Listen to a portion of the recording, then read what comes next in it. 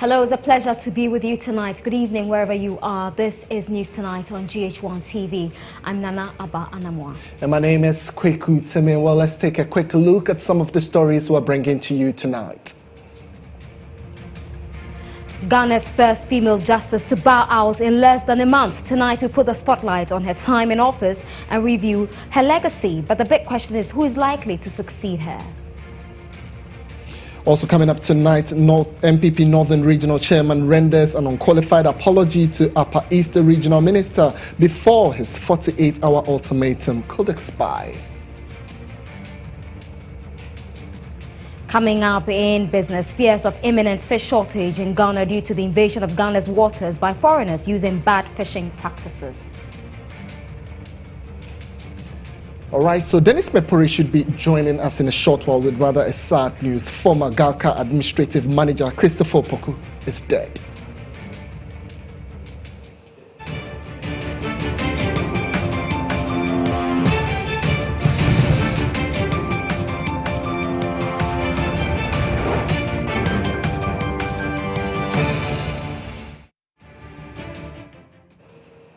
All right, but before we get into the other stories, let's quickly cross over to Dennis Mepuri now, who's got the latest, where we're hearing today that Christopher Opoku, the ace sports journalist, has passed away. Good evening to you, Dennis.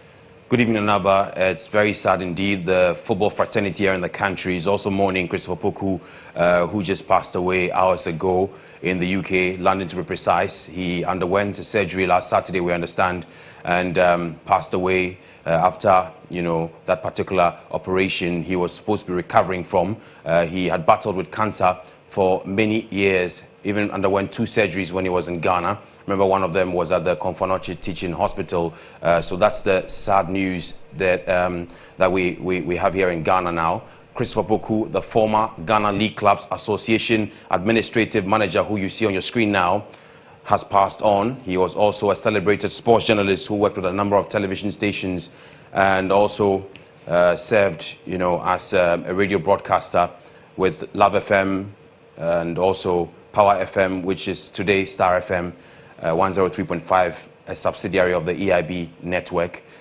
Very disappointing that we couldn't give you more details because the news just broke, but we'll get you a full update on what exactly is expected to happen in the next few hours. We will be raising someone of high repute on the line soon to speak to. He is actually the Sports Writers Association of Ghana president. Kwabena Yeboah will be speaking to us shortly on the program as we bring you, a full discussion on this particular predicament that has hit Ghana sports. He was an asset to not only the media landscape but also to football administration in the country after he had even served on the Division 1 League Board. Very, very sad news indeed. We'll go to other stories before we come back to the death of Christopher Opoku. And I've just been informed that we have the president of the Sports Writers Association of Ghana, that's Kwabena Yeboah, on the line. We call him Writer in the football circles. Writer, many thanks for your time this evening. And let me find out from you, where were you when you heard this sad news? I'm completely devastated. I mean, I received a call from Nana only this evening. I was on the tennis court. I just finished training, getting ready to return to the office when Nana called and broke this news to me. I'm more than devastated. It's something that I can't believe. But in my old age, I've just come to accept the fact that death is a phenomenon, is an inevitability. And it's something that probably we would have to embrace. And let me quickly say that death would always retain its penal aspect until the end of the world.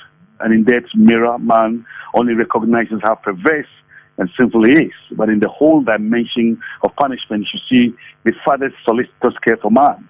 And the same Father who was creator and Lord of the old covenant appointed death also permits death under the new covenant, the Lord Jesus Christ. And my consolation is that we all know that dear Christopher Opoku was a highly religious man who picked the Lord Jesus Christ as his savior.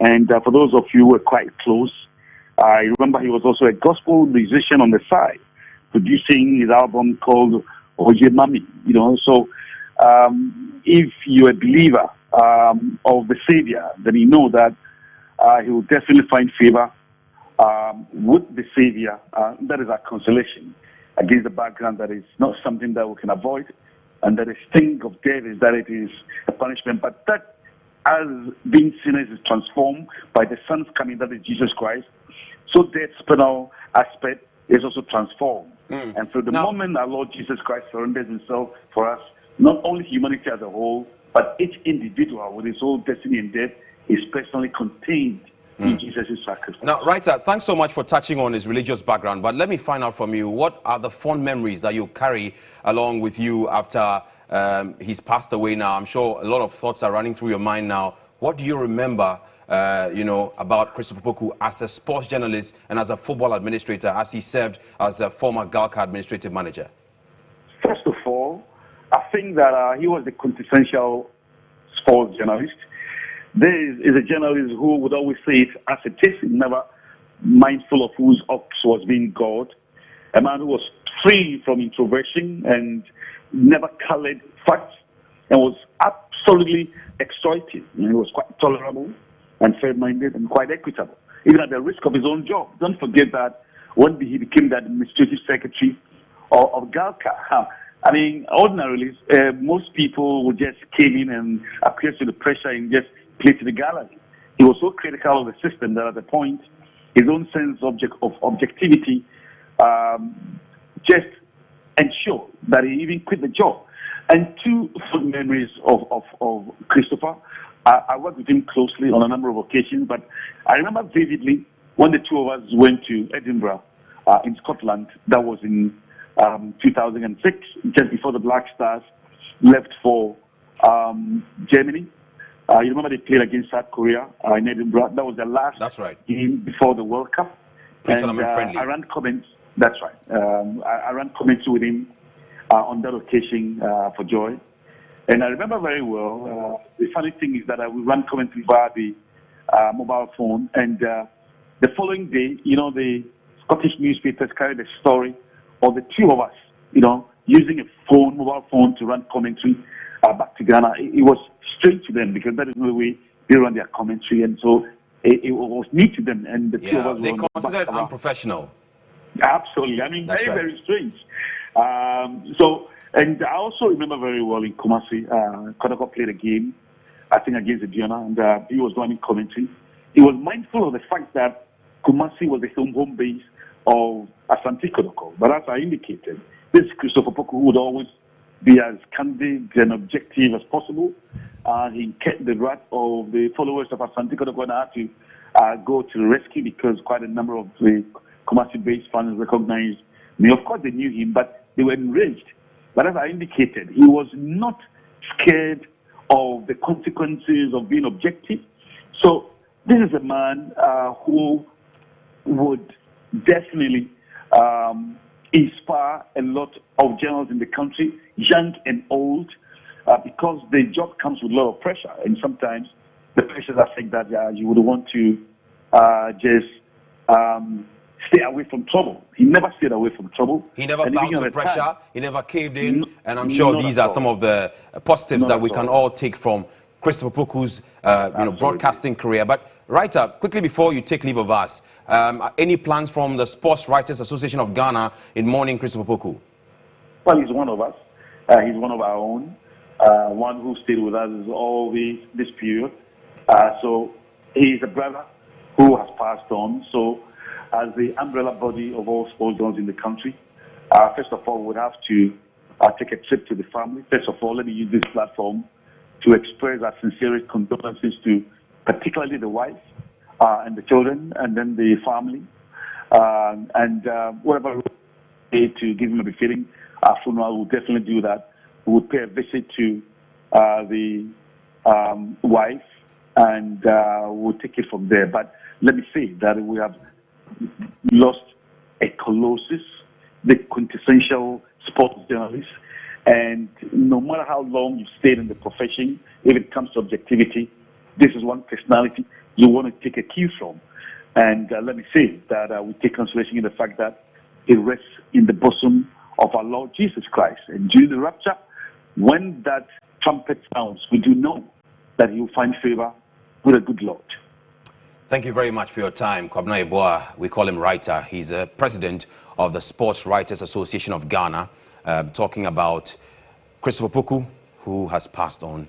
Former administrative manager of the Ghana League Clubs Association, was a member of the Division 1 League Board at a point in time, and he also is a celebrated sports journalist. May his soul rest in perfect peace. There's more news to give you on Sports Brief, because former Black Stars head coach Herbert Addo will be buried on June 24, 2 months after the legendary trainer passed away following a battle with prostate cancer. The family of the late coach Herbert Addo confirmed June 24 as the date for the burial of the former House of Folk and Asante Kotoko coach. As part of the funeral rite, he will be laid in state at his residence in Oyarifa on the Ebri Road before he is buried at the Methodist Cemetery on that same day. Herbert Addo is fondly remembered for his achievement of being the only coach in Ghana football to lead a promoted side, Aduana Stars, to a league triumph in their first season in 2010. So Christopher Poku and Herbert Addo have both left us, and very sad. But let's talk about some good news for African football, because the FIFA Council today ratified the decision to give Africa 9 automatic places when the World Cup 2026 has an expanded set of teams from 36 to 48, and that will be from the 2026 edition. The move was confirmed today in Bahrain. The continent currently has 5 spots at the tournament. A 10th African country will take part in a 6-nation playoff tournament to decide the last 2 spots. The Bureau of the FIFA Council made the original proposal of how it planned to allocate the 48 places on 30th March. The expanded World Cup will feature 16 teams from Europe. FIFA members voted in January to expand the World Cup from 32 to 48 teams, starting with the 2026 edition. So that was the story on Africa getting 9 automatic spots at the World Cup beginning 2026. A live update from the ongoing UEFA Champions League semi-final match between Real Madrid and Atletico at the Vicente Calderón. And we understand that Atletico is leading 2-0 as we speak, so it's 3-2 on aggregate. Cristiano Ronaldo scored 3 goals in the first leg, and now they still have an advantage, 1 goal, as we chase the end of that particular game. So that's how we conclude Sports Brief here on News Tonight. There's more to tell you on the program. Sports Brief was brought to you by Castlegate Real Estate Group. Castlegate Estate Ghana Limited has evolved with new management and administration and positioned itself to serve you better. Seize this opportunity to do business with us by reserving a plot this year and start your own construction today. Castlegate Estate also has near complete or shell houses and serviced plots at prime locations on offer for sale at Katamanso, Tema Community 22 and 25 extensions, Dodoa and Prampram at very affordable prices. Our fully serviced plots come with electricity, pipe-borne water and road network. These plots are now selling fast. Just call our new management team and book appointment for free site visits. Castlegate Estate. We make home ownership easier.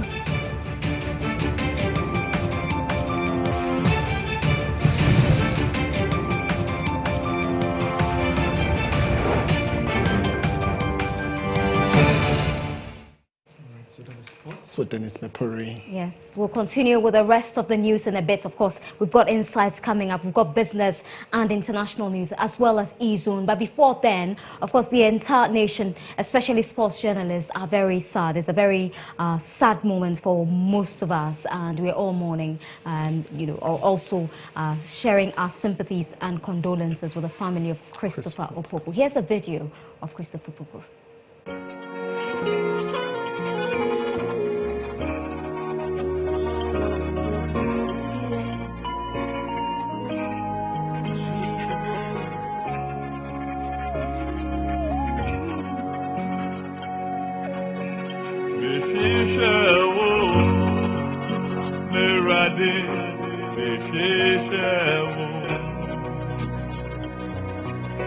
Mishisha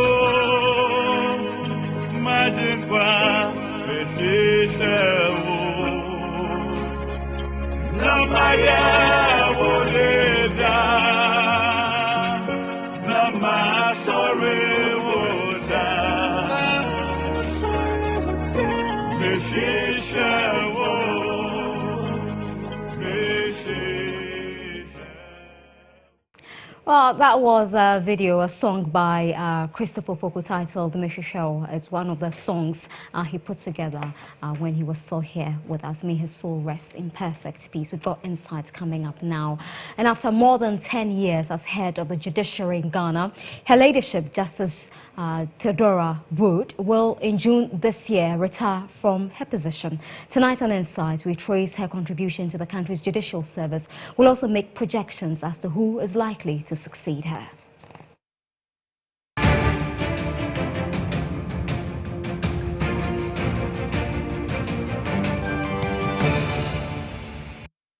That I will bear true faith and allegiance to the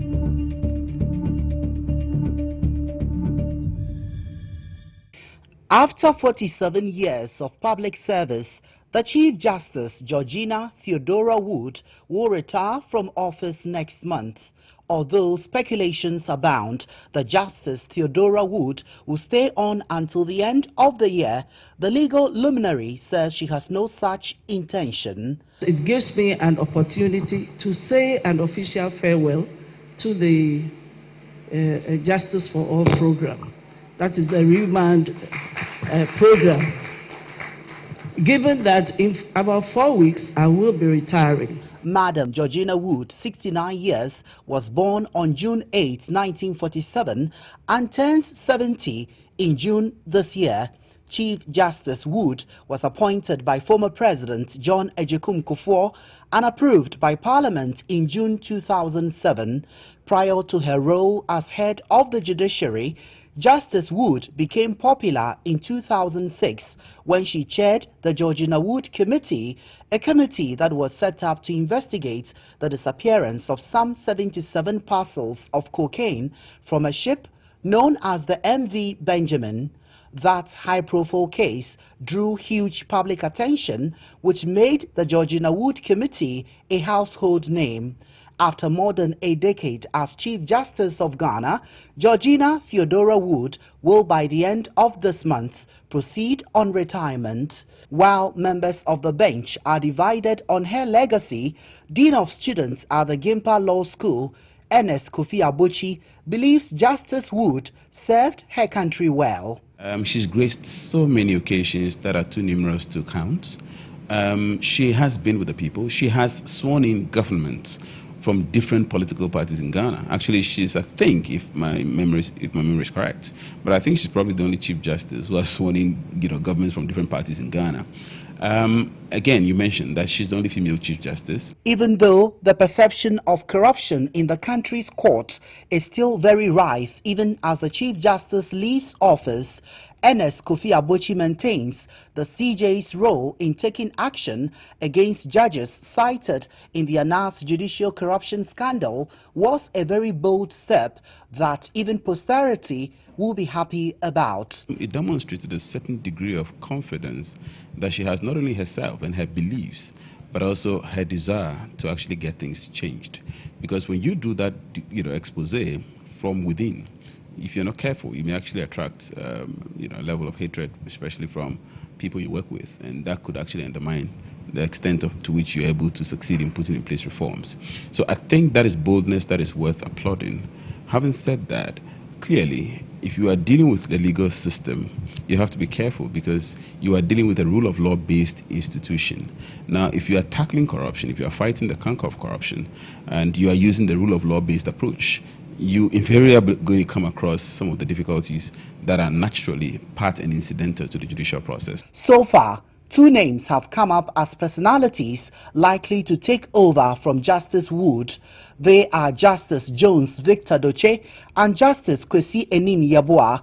While both judges may have spent 9 years at the Supreme Court, Justice Jones Doche is seen to be the favorite of many within the legal fraternity.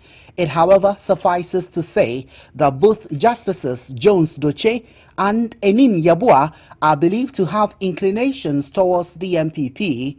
It was therefore not surprising that after the 2012 election petition, Counsel for the National Democratic Congress, Chachu Chikata, took a swipe at Justice Enin Yabua, accusing him of partiality. If President Nana Addo Dankwa Akufo-Addo decides to hinge his criteria largely on ethnicity, then Justice Doche occupies the Chief Justice position hands down.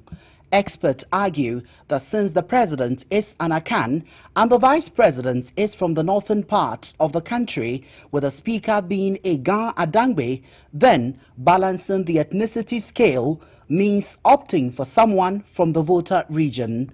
However, Dean of Students at the Gimpa Law School, Ernest Kofi Abochi, insists both justices are suitable for the job. In terms of their jurisprudence, they've demonstrated their knowledge of the law. They've demonstrated that as members of the panel, as members of the courts, they come to the party. I think that if any of them is elected, rather nominated and ultimately approved and appointed to the higher office of Chief Justice, I think they have demonstrated enough decorum, enough personality and respect for themselves that they will be able to conduct themselves as Chief Justices in the office, and particularly to continue and uphold and improve on the legacies of Her Ladyship, the Chief Justice, who's actually about to step down. But in all ramifications, the MPP's political fortunes in the voter region have not been so good to write home about over the years. So, Justice Jones Doche undoubtedly presents a rare opportunity for a better marriage between the MPP and the voter region.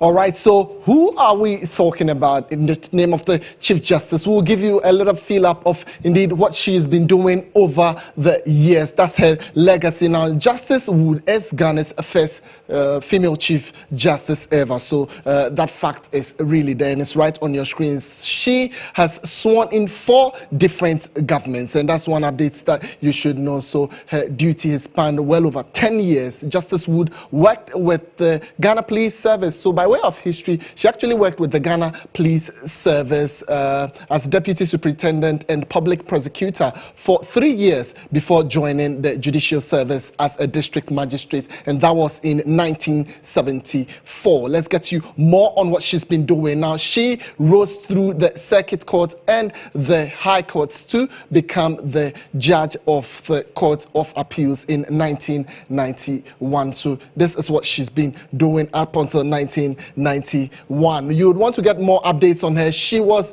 appointed to the Supreme Court by President John Agyekum Kufuor, that's former President John Agyekum Kufuor, in June 2007, and ever since she's been serving. So June 2007 to 2017, when she is bowing out, she's had over 10 years, and that should go to confirm that she's the longest serving. Now, appointment she had earlier declined. So if you also want to know, this was one job that early on she did not accept. So those are just some updates on the Chief Justice who is ending her job anytime soon. Nana Banamwa would carry on with some more details for you.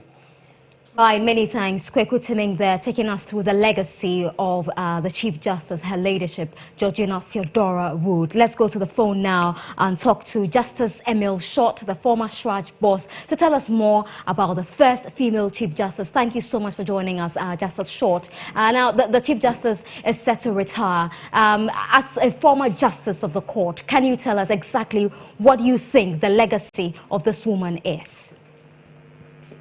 Well, she has done extremely well.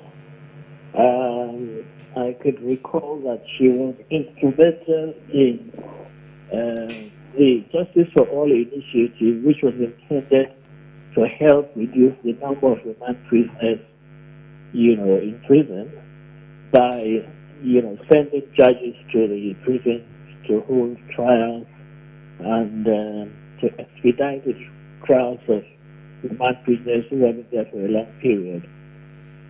So that's one of her achievements. But I think she has handled the position with dignity and with poise. And A lot of her public statements have been quite laudable and commendable. Okay, now, of course, we talk about her legacies, and I'm sure you and other colleagues of the bench would have so much to say about her. What would you say were the biggest challenges for her as a Chief Justice in the last decade? Well, the biggest challenge, of course, has been the remand prisoners, the number of remand prisoners, people who have been on trial, who have been on remand for so many years and without trial. The other one has been the delay in the trial of some cases, especially land matters. You know, land matters in particular have dragged on for quite a long period, and that has been one of the challenges. And the fast-track court system, which presently some people do not think is operating as fast as it should. Then there is the alternative dispute resolution mechanism, which was introduced, but is having some huge challenges. So those are some of the challenges which she has encountered. Those are the few that I could mention. Few names have come up, the most dominant being Justice Doche and Justice Eninyebua. What are you expecting to see in the next Chief Justice, and how would you want them to address these challenges you talked about? Well, whoever is appointed will have his or her work cut out. As I said, one of the biggest challenges would be addressing the question of the remand prisoners. The other is the alternative dispute resolution mechanisms. The courts have rooms which have been established for mediation, but those courtrooms or those rooms set up for mediation do not seem to be functioning the way they should. That is one of the challenges with the Chief Justice would have to address. And then, of course, the fast-track courts, you know, they were intended to operate at a much faster pace than the normal high courts. And I think that's another huge challenge which the new Chief Justice will have to face. Justice Emil Short is a former Shraj boss talking to us about the legacy and challenges of Chief Justice, her ladyship, Georgina Theodora Wood. Coming up on your screens, we just give you the eminent persons who have occupied the position of Chief Justice in this country. 6th March 1957 to 1963, Sir Kobna Akukosa for the First Republic, followed by Julius Sarkodie Ado, also from 1964 to 1966, 66 to 69, Edward Ekufuado, the father of the current president, Nana Addo Dankwa Ekufuado, was also Chief Justice in the Second Republic. And there's more to come. Okay, we also had Edmund Alexander Lankwe Bannerman from 1970 to 1977, and of course Samuel Azu Krab, also Chief Justice between 1973 and 1977. Fred Kwesi Apalu, 1977 to 1986, all under military rule, and then came Fred Kwesi Apalu again from 1977 to 86. His term was extended again from 77 to 86. I just told you that already.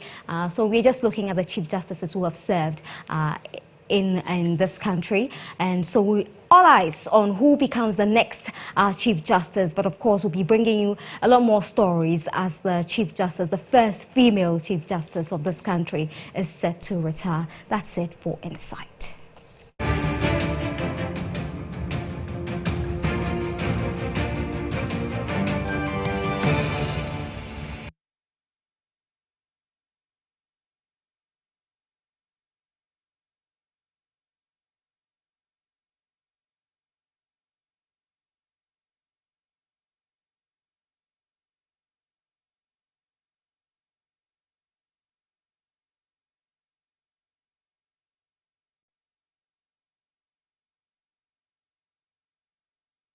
All right, so many thanks for staying with us on GH1 News. We'll now take some politics, and here the media was fooled as the MPP picked the perfect time to organize a news conference. Many expected the party to address the brouhaha between the Northern Regional Chairman, that's Bugri Nabu, and the Gender Minister Tiko Afisa Jaba. Rather, the party capitalized on the moment to outdoor a 10-member committee tasked to review the party's performance in the 2016 general elections.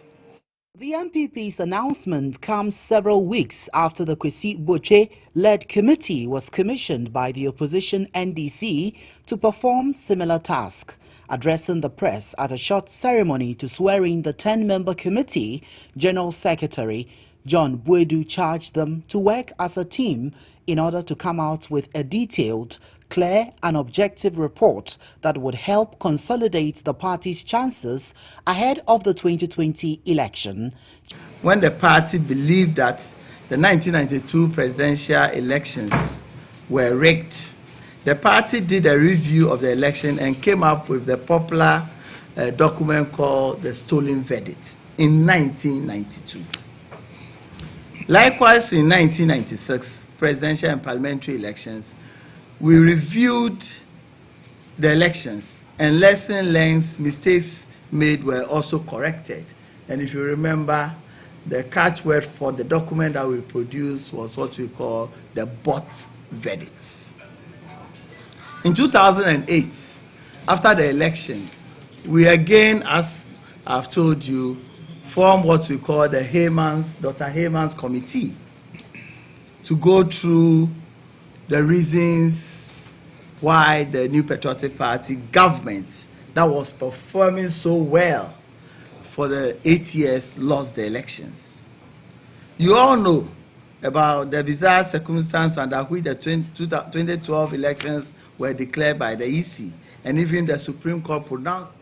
Now, the Northern Regional Chairman of the New Patriotic Party has retracted his comments about the Upper West Regional Minister Daniel Bugri Nabu alleged that the Regional Minister Roxanne Bukari had a hand in the death of the Upper East Regional Chairman of the NPP, Adams Mahama, who was murdered. Here are excerpts of the statement, and it will be on your screens in a bit. He said that he writes to sincerely and unreservedly retract wholly his comments about his clients. He was reacting to a letter from a lawyer. This was in an interview he granted to Radio XYZ here in Accra. He goes on to say that those comments, regrettably, though was a slip of tongue and was not intended to denigrate him. Roxanne Bukari, he says, is his brother, and under no circumstance would he seek to tarnish his hard-won reputation. And he went on to admit in the letter that he does not have any facts beyond the known police investigations on the matter. So that's Bugri Nabu reacting and retracting his earlier allegations, and that letter was signed by him, Daniel Bugri Nabu, the Northern Regional Chairman of the New Patriotic Party. All right, so in a while we'll try to get to a meeting is taking place at Alisa Hotel, as and when we get to our correspondent, my colleague Kweku Obing AJ will be bringing you every bit of those details. But for now, let's move on to the Western region, where the Minister, Dr. Kweku Owusu-Afriyie, has assured victims of yesterday's gas explosion of government support.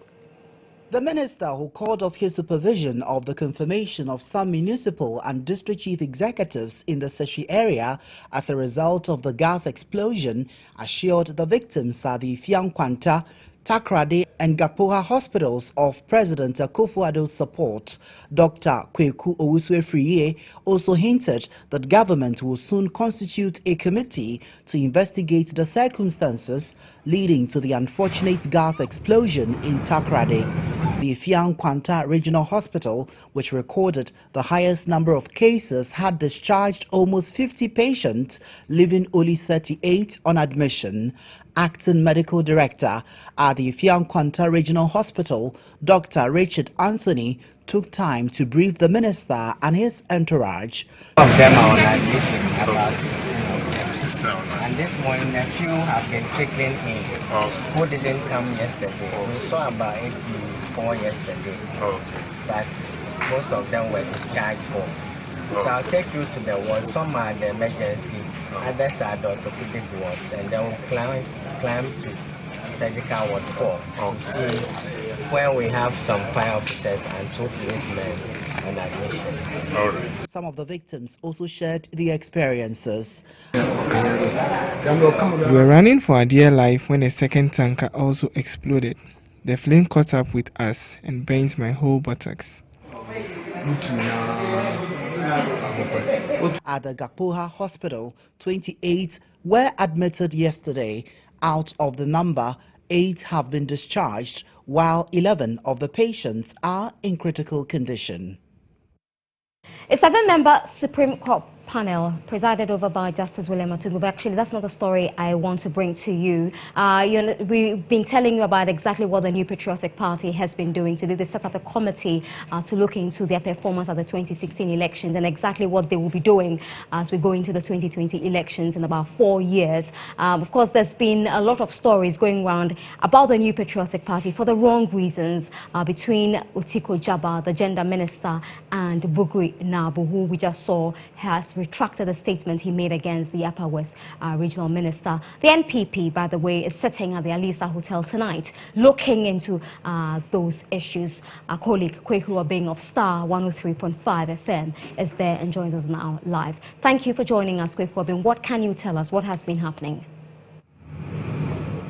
Well, Nana, within the last 2 hours or so, I can tell you that the Alisa Hotel, which is your usual hotel, has been turned into a security zone because we can see countless numbers of security personnel, specifically police officers and military men who have gathered here, providing security for a very important meeting by some top officials of the New Patriotic Party. Just to run through some of the personalities who have gathered here for this meeting. The Vice President, His Excellency Dr. Muhammadu Bawumia, is here. The Speaker of Parliament is here. The Senior Minister Yao Safo is here. John Boedu, Samir Wuku, Professor Christopher Amia Kumfi, Mr. Hakman Oswa Jiman, Mr. Obri Buahen, Dan Boche, Peter McMenu, Nana Kumia, among other people. But I'm sure many will be waiting to hear if some 2 names have also been present here. Yes, Madam Otiko Jaba, who is a gender minister, is here, together with Mr. Bugri Nabu, who is the Northern Regional Chairman of the NPP. They have all gathered here. They are in this building right behind me, but we don't know what they are discussing right now because security is tight and the media is patiently waiting outside to hear what really went on in that meeting. We are not clear if the president can make it to this engagement because we know that he's been spending some time in Kumasi to commission the Kumasi Mall. But we're told that he may likely pop in briefly before the meeting ends, Nana. All right, Kweku, just briefly, before we let you go, what exactly is this meeting hoping to achieve? So we don't have an itinerary, but we've been speaking to sources, and what they tell us is that the party is going to go through, the meeting really is going to go through a number of issues. Of course, this is one of the major engagements after the party won power in last year's general elections. Possibly look at issues concerning security. We know that the NPP has had some tough issues to do with some of its youth groups, what some people call vigilante groups, and how they have reacted, which has a case in the court. But of course, the very recent one is the rift between Madam Otiko Jaba, who is a gender minister, and the Northern Regional Chairman of the New Patriotic Party, Mr. Bugri Nabu. So quite a lot of issues to be discussed, but topical among them is the 2 that I've just mentioned to you. And we're hoping that after the meeting, we'll get a briefing from the leadership of the party on other key issues that have been discussed in that room behind me. Kweku Obeng, I'm afraid we have to leave it there. You're watching News Tonight on GH1 TV. I'm here with Kweku Timming. You have an English name, don't you? Is it David or Daniel? I'll reserve it. My schoolmates will look out for you and maybe tweet it to you. Okay, we're taking a break. We'll come back with Business and Finance with Joyce Sewa Amihe. Stay with us.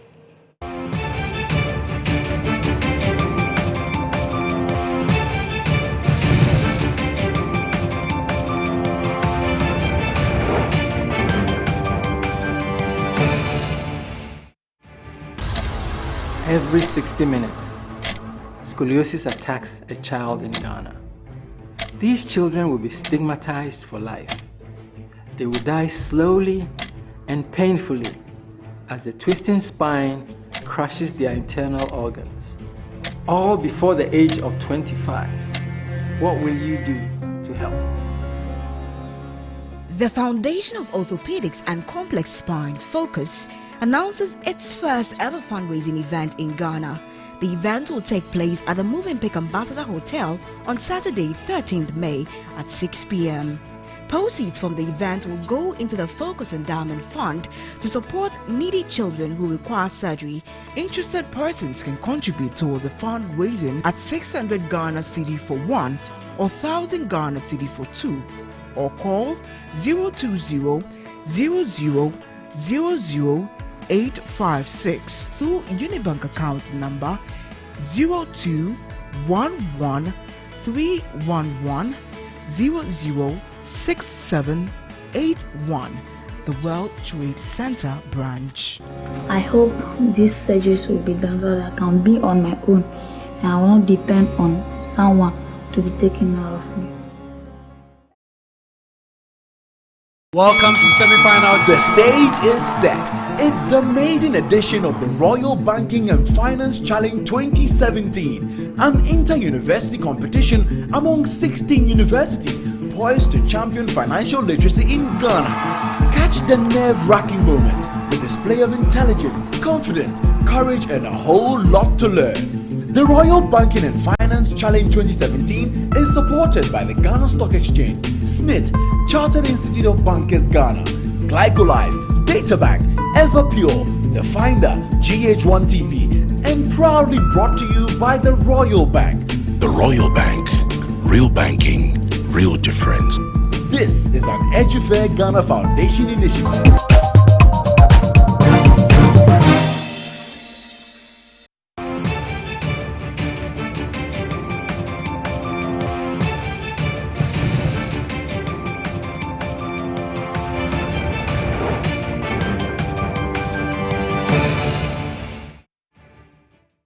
Alright, so she's all set, beaming with smiles. Sewami here is all ready to deliver the business updates that you're expecting. You left out one part of her name. She's Joyce.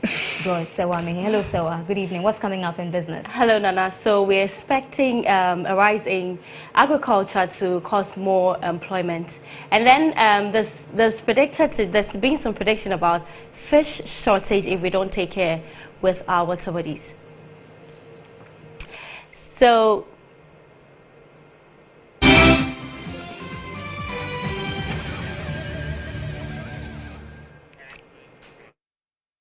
Alright, so welcome. My name is Sewami here, and this is Business Brief on GHOne News Tonight. And so, very first story, it is believed Africa could be feeding the rest of the world if it invests heavily in agriculture.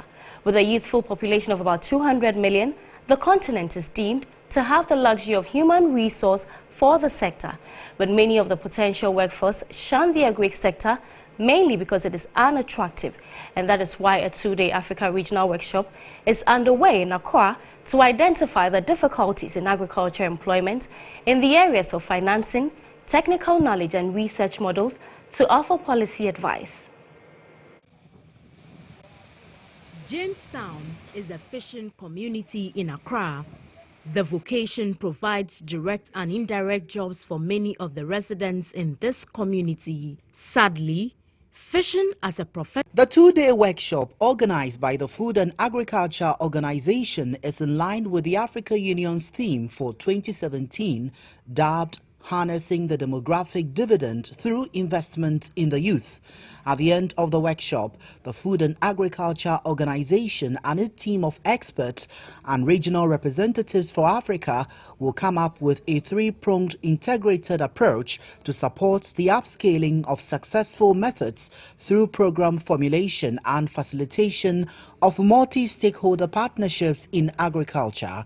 The Food and Agriculture Organization says it will pursue these programs alongside building the capacity of the youth to venture into agriculture for meaningful livelihoods. If we talk about youth on farms, on forests, on boats, in the sea or having some aquacultural farm, we have to look at how best, how modern, how appropriate, what innovations can be used there. So that they don't get bored immediately that, oh, they are not making money in the next 2 or 3 months. The best way to predict the future is to invest in it today. This important meeting is focusing on how do we respond to the challenge of unemployment. I would like to define, maybe categorize the 4 aspects that we need to look at in this discussion, particularly in my statement. 1, we are looking at the youth that are uneducated. We are looking at youth that are educated. We are looking at youth that are rural-based. We are looking at the youth that are urban-based.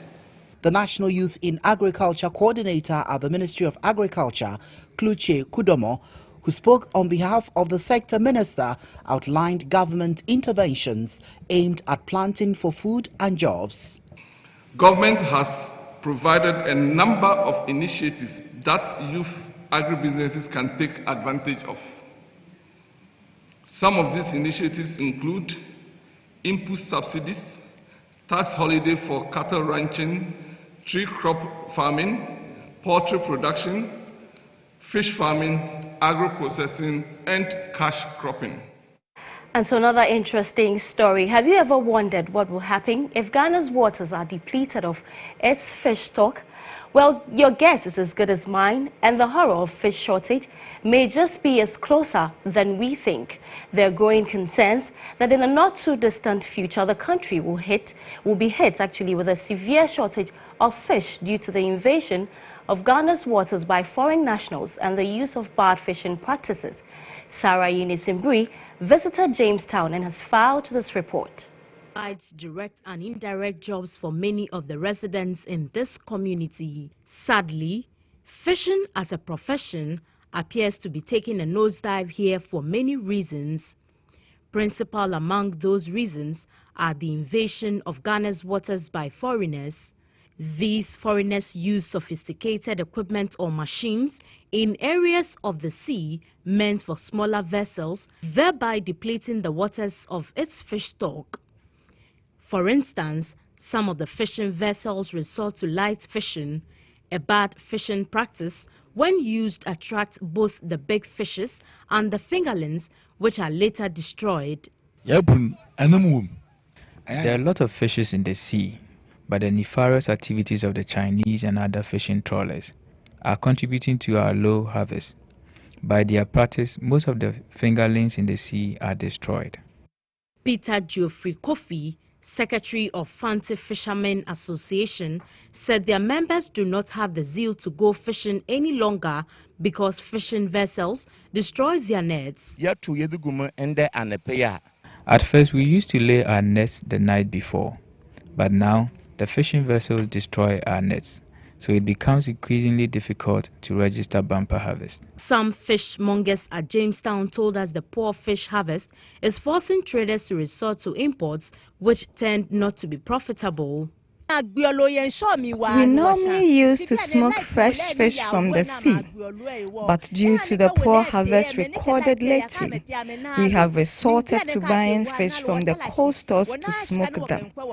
Usually the fish from the coastal are not fresh and sometimes rotten, resulting in us incurring debt. In February, Ghana placed a moratorium on fishing at sea in an attempt to replenish its stock. And before I end business, the banking industry's performance is expected to pick up with improvement in energy supply and the ongoing fiscal consolidation reflected in lower treasury bill rates. Although year-on-year inflation has dropped significantly to 12.8% in March 2017, increases in the middle income class is expected to boost retail in the banking sector. These were announced at the Carl Bank edition of The Fact Behind the Figures. Cal Bank lamented the high non-performing loan ratio, which it explains stems from the high energy sector debts. Currently, the sector, through bulk oil distributing companies, owes some 383 million cedis, out of which only 200 million has been paid. The executive director of Cal Bank, Philip Owiredu, said government's inability to pay off debts owed to the BDC shot up its NPLs for 2016. The challenge is also that all these debts are debts held on the books of banks, and it means that significant amount of it, though there are some interest components in there, but significant amount of it are also actual payments which have been made by the banks on behalf of these BDCs which have not been paid. So in terms of liquidity, that is impacting on the banks, because this is cash which the various banks have actually paid out and have not been paid back to them. So obviously that impacts on the bank in terms of its liquidity position and in terms of its ability to also lend out. Jifa Amegashi, head of the investor relations, says due to muted growth and drop in the bank's performances, investors were heavily disappointed with returns. The industry was faced with a tight market liquidity, resulting in interest costs growing faster than interest income. Many investors perhaps quite disappointed with some of the returns that were coming through on the listed companies. Fairly flat returns, which are reflective of the less than sterling performance of many of the banks in 2016.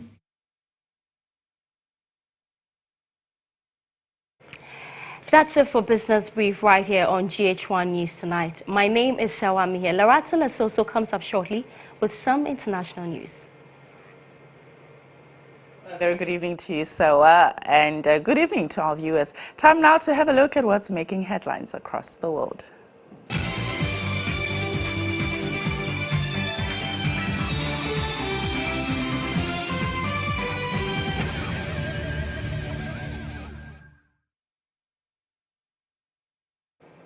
And tonight we start off, of course, in the African country that has been making headlines for over the past 2 weeks, all because of President Buhari's medical conditions and also the Chibok girls. And tonight we know that the long process of reuniting the recently released 82 Chibok girls with their families has started. The Nigerian authorities made this announcement earlier on today.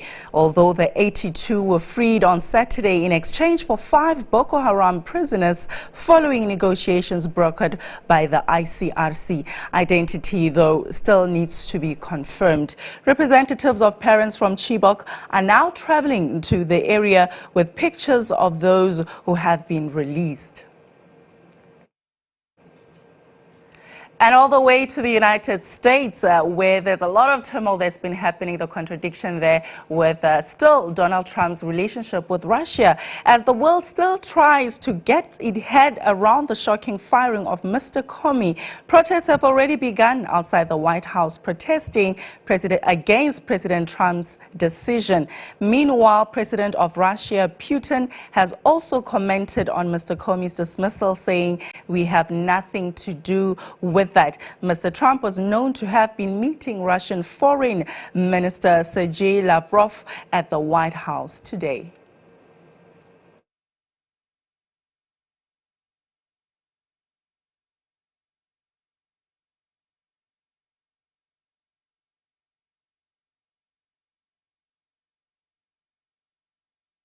And finally, in Uganda, it seems as if Dr. Stella Nyazi will be getting justice. We don't know. However, the update there is that Stella Nyazi, who has been held on remand after being charged with cyber harassment for referring to Ugandan President Yoweri Museveni as a pair of buttocks. She is back in court for bail hearing, and she came to court supported by 2 prison officers. Her lawyers are arguing that she needs to be released on bail in order to get medical attention. And that's all we have time for tonight on our international segment. It is still interesting to see that freedom of speech still has a long way to go in Africa, especially with regards to Dr. Stella Nyazi's human rights case. And thank you for tuning in tonight. Over back to you, Nana and Kweku. Thank you very much, Lorato. Well, let's take some relaxation now. We have GHOne coming up next. The winner for the Belinda Bedu Model Search Africa is Ifya Larry. 17-year-old Ifya Larry was ecstatic after being adjudged the winner of the maiden edition of the Belinda Bedu Model Search Africa on Sunday. She will begin a 3-year modeling contract with MSA Models in New York and Los Angeles, as well as other modeling deals. We just wrap up with season 1 of Belinda Bedu Model Search Africa. Ifya, on the other hand, leaves the next 3 to 6 months. We have to go through her paperwork and all. And we also have to prepare her for New York City, you know, because it's her first time there. So that's what we are doing. And as soon as she leaves, we'll be able to continue on with season 2. CEO of the Belinda Bedu Model Search Africa, Belinda Bedu, further discussed the evolving nature of the modeling industry in Ghana. From where we stand today to 20 years ago, I think they've really come far.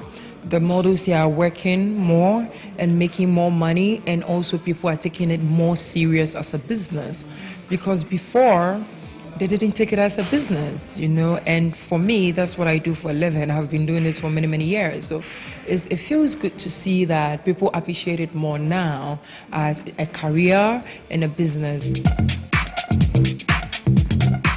She further teased viewers with what to expect in season 2. Season 2 is basically the same thing as season 1.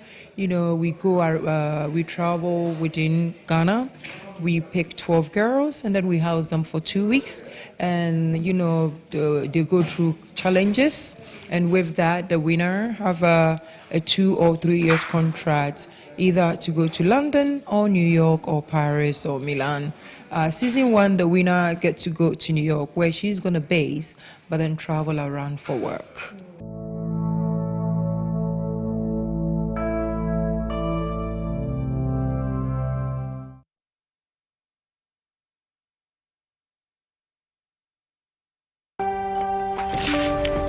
The Cowbell Vita-Rich formula has been stolen. Get it back at all costs.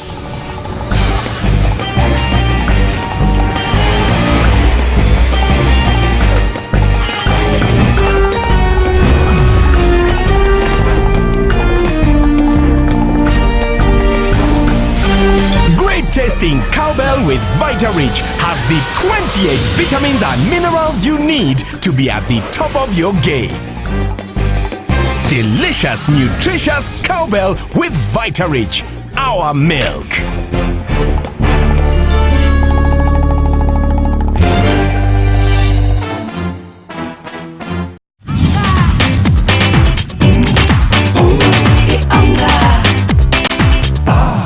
A little helping hand will go a long way to get your meals tasting really delicious.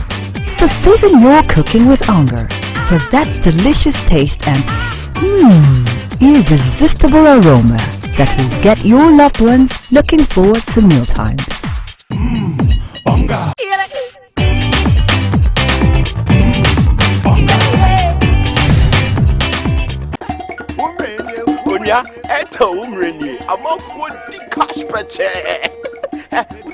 Me, myself, me did 10,000 weekly, and a monthly, so I show mama me 25,000 into Easter way.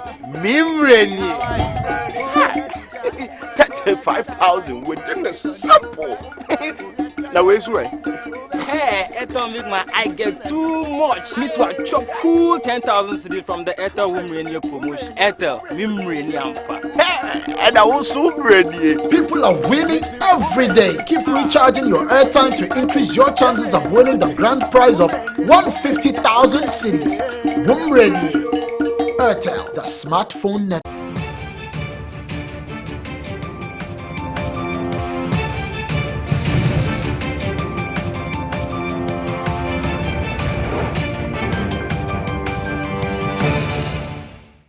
Before we go away, here's the weather.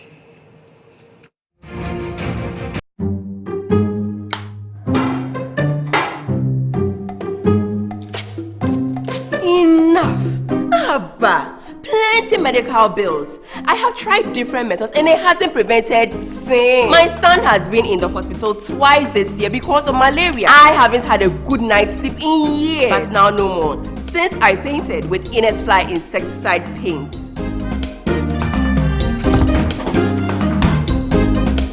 Copy.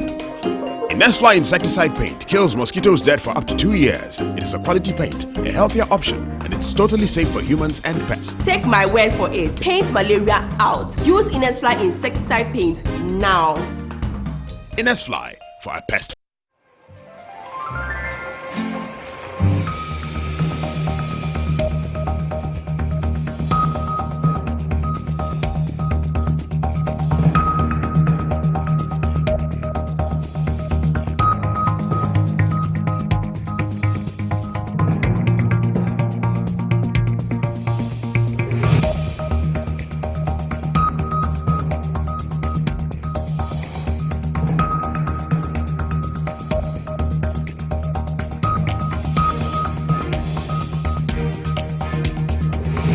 The weather is brought to you by Fly for a pest-free life.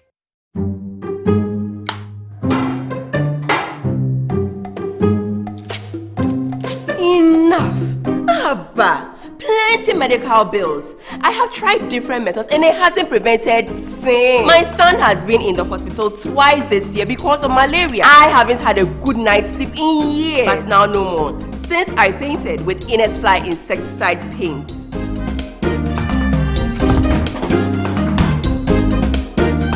Copy. Fly insecticide paint kills mosquitoes dead for up to 2 years. It is a quality paint, a healthier option, and it's totally safe for humans and pets. Take my word for it. Paint malaria out. Use Fly insecticide paint now. Fly for a pest-free life.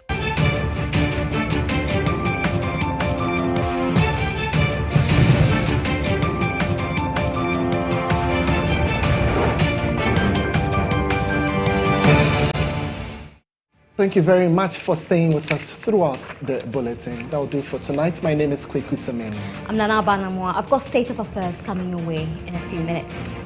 Do stay with us. Enjoy your evening.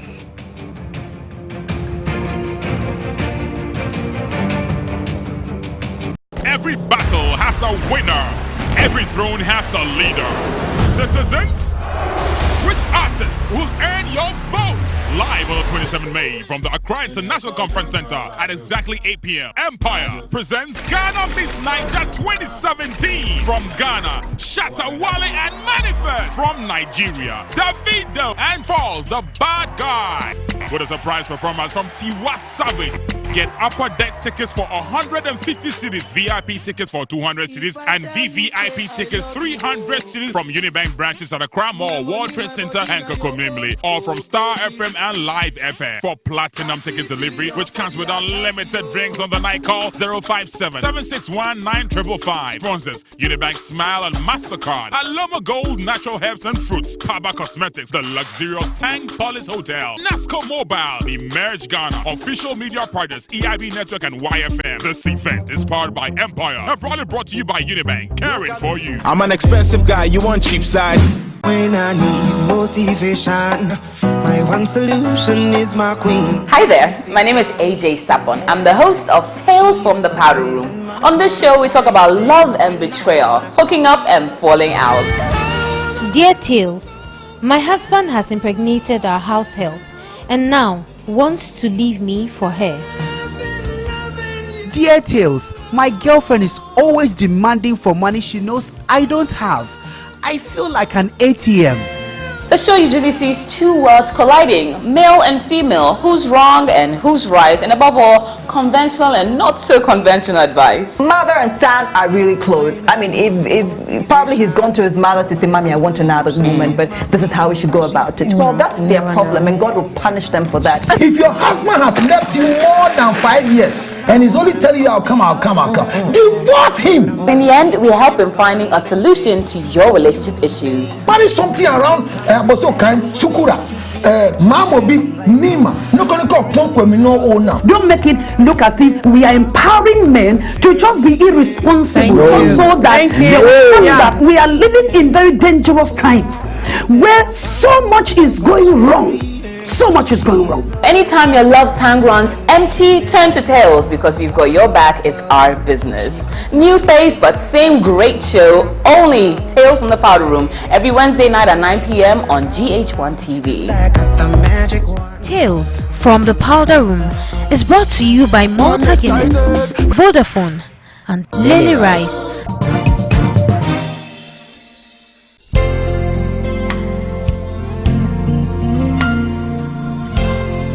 Hi, my name is Anita Erskine. I'm the co-host on the Star Drive here at Star 103.5 FM. Well, I'm here to tell you that sometimes certain circumstances are very temporary. They're actually designed to push you against the wall to see how hard you can push back. As much as you may want to take your life because it seems like the only solution, trust me, the better solution is owning up to whatever it is you're going through. Please choose life. We believe in you. Choose Life is a GHOne TV initiative promoting the value of life. Hello there, and you're most welcome to television's best experience. Welcome to your life. There's no turning back. This is beautiful. Even while we sleep. I really want you to come go with me on this exciting journey. Say how they come, that far. When they say how they go, that far. This is the beast. This is the Rolls Royce Phantom. When they see me out of town, that far. When they see me from my hood, It's fun, it's insightful, it's exclusive. This is Revealed. My name is Bolare, and this is my show. Catch Revealed this and every Sunday at 7:30 p.m. with a repeat on Tuesday at 11 a.m. Revealed with Bolare, proudly brought to you by Bel Air Rare Lux, Legend Group, and Unibank, caring for you. It is often said that women don't like sports. Well, there is some truth to that. But it doesn't stop women from cheering and jeering when players are on the field. My name is Nana Banamwa, and I bring you cheers with a bevy of articulate, beautiful, intelligent, and very entertaining ladies. We'll be talking through all the sports, from the most beautiful goal to the best player and the worst player. It is all on Cheers on this channel every Saturday morning. Cheers is brought to you by Style Up, by Gandor Cosmetics, Lifestyle Gallery, Fifi Beauty Center, and Yumvita, a delicious way to grow.